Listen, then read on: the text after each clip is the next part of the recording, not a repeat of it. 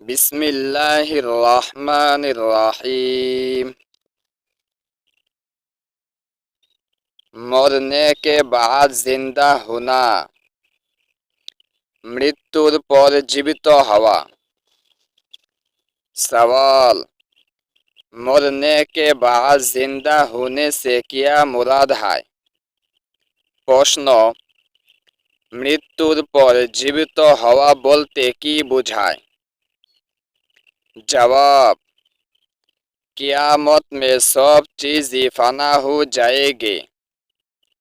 उत्तर, কিয়ামতের দিন সব কিছু ধ্বংস হয়ে যাবে।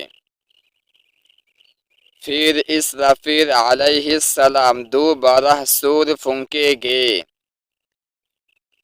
তারপর হযরত ইসরাফিল আলাইহিসসালাম দ্বিতীয়বার সিংহায় ফু দেবেন।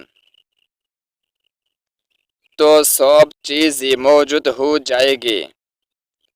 তখন সব কিছু পুনরায় অস্তিত্ব লাভ করবে। आदमी जिंदा हो जाएगी, মানুষ জীবিত হয়ে যাবে।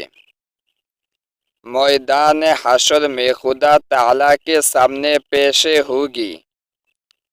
হাসরের মাঠে আল্লাহ তাআলার সামনে উপস্থিত হতে হবে। হিসাব লিয়া जाएगा, হিসাব নেওয়া হবে। और अच्छे बुरी कामों का बदला दिया जाएगा, এবং ভালো মন্দ কর্মের বদলা দেওয়া হবে। जिस रोज यह काम होगे, যে দিন এ কাজটি অনুষ্ঠিত হবে। उस दिन को यौमुल हाशर यानी जमा किया जाने का दिन, সে দিনকে ইয়ামুল হাসর অর্থাৎ সমবেত করার দিন। ইয়ামুল জাযা और यौमुद्दीन यानी बदला देने का दिन।